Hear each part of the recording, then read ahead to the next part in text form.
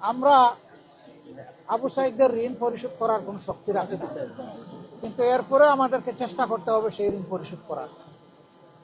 তারা আমাদেরকে ঋণী করে গেছে, তারা আমাদেরকে দায়িত্ব দিয়ে গেছে যে আমরা চলে গেলাম, আপনাদেরকে রেখে গেলাম, আমাদের স্বপ্নগুলো আপনারা বাস্তবায়ন করবেন, আমাদের জাতিকে আপনারা দেখে রাখবেন, পাহারা দিয়ে রাখবেন, আপনারা স্বার্থপর হবেন না। আমার জীবনের সর্বোচ্চ সম্পদ, আমার জীবন, আমার রক্ত আমি উপহার দিয়েছি জাতির জন্য, আপনারাও কাজ করবেন জাতির জন্য। এই আওয়াজ দিয়ে তারা চলে গেছে। আমি আবু সাইদ সহ সকল বিপ্লবীদের প্রতি যারা দুনিয়া থেকে বিদায় নিয়েছে, আমি চূড়ান্ত শ্রদ্ধা প্রদর্শন করছি এবং দোয়া করছি আল্লাহ তাদেরকে মুহাক্কিক শহীদ হিসেবে কবুল করুন। তাদের অবাস্তবায়িত স্বপ্ন যাতে আমরা বাস্তবায়ন করতে পারি, আল্লাহ যেন এই তৌফিক দান করুন। সেই স্বপ্নগুলা কি? তাদের স্বপ্ন খুব বেশি ছিল না, খুব সহজ সরল ছিল, সিম্পল বাট অত্যন্ত স্পষ্ট। তাদের স্বপ্ন ছিল সমাজে অবশ্যই কোনো বৈষম্য থাকতে পারবে না। তাদের স্বপ্ন ছিল কোন ধরনের অবিচার আর মেনে নেওয়া হবে না। তাদের স্বপ্ন ছিল কোন দুর্বৃত্ত দুষ্কৃতিকারী আমাদের দেশের শাসক হতে পারবে না। তাদের স্বপ্ন ছিল ফ্যাসিবাদ আর বাংলাদেশে সহ্য করা হবে না। তাদের স্বপ্ন ছিল আমরা এখন থেকে প্রত্যাশা একটা মানবিক নিরাপদ বাংলাদেশ দেখতে চাই, যেখানে প্রত্যেকটা নাগরিক শান্তিতে বসবাস করবে। আমরা আপনাদেরকে কথা দিচ্ছি, তাদের স্বপ্ন বাস্তবায়নে আমরা ইনশাল্লাহ লড়াই চালিয়ে যাব। জনগণের মুক্তি যতদিন পর্যন্ত নিশ্চিত না হবে, ততদিন পর্যন্ত আমাদের লড়াই অব্যাহত থাকবে। আমরা আবারও বলি, আমরা স্বার্থের গোলাম নই এবং আমরা বসন্তের কোকিল নই।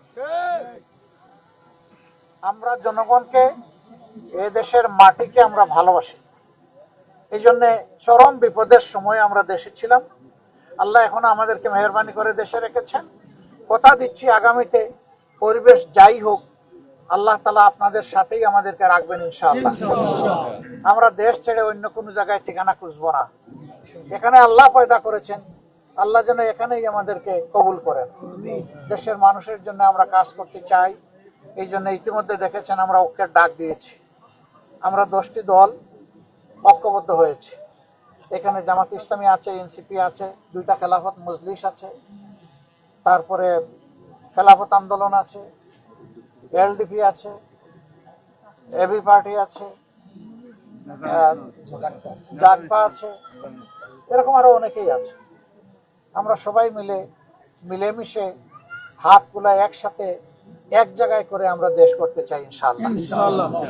আমরা বিশেষ করে যুবকদেরকে কথা দিচ্ছি, ইনশাআল্লাহ আল্লাহ আমাদেরকে তৌফিক দিলে তোমাদেরই প্রত্যাশার বাংলাদেশ আমরা গড়ব এবং এই সমাজের চাবি নেতৃত্ব আমরা তোমাদের হাতে তুলে দিয়ে আমরা পিছন থেকে তোমাদেরকে শক্তি যোগাবো, সাহস যোগাবো, সমর্থন দিয়ে যাব, ভালোবাসা দিয়ে যাব ইনশাআল্লাহ। তোমরা তৈরি হও, আগামী নির্বাচনে তোমাদের ভোটের প্রতিফলন হোক। তোমরা তোমাদের পছন্দ মতো ভোট দিবা যুবকরা। কেউ যেন তোমাদের ভোট নিয়ে কোনো ধরনের হেলাফেলা করতে না পারে। এই জন্য তোমাদেরকে ওই জুলাই যোদ্ধা হয়ে আরেকবার লড়তে হবে, জনতার বিজয় ছিনিয়ে আনতে হবে। আমরা বিশ্বাস করি আমাদের যুবকরা পারবে ইনশাআল্লাহ। আমাদের যুবকরা যে অঙ্গীকার নিয়েছে, কাজ কেবল তারা শুরু করেছে, কাজ তাদের শেষ হয়নি। কাজ তারা অব্যাহত রাখবে ইনশাআল্লাহ।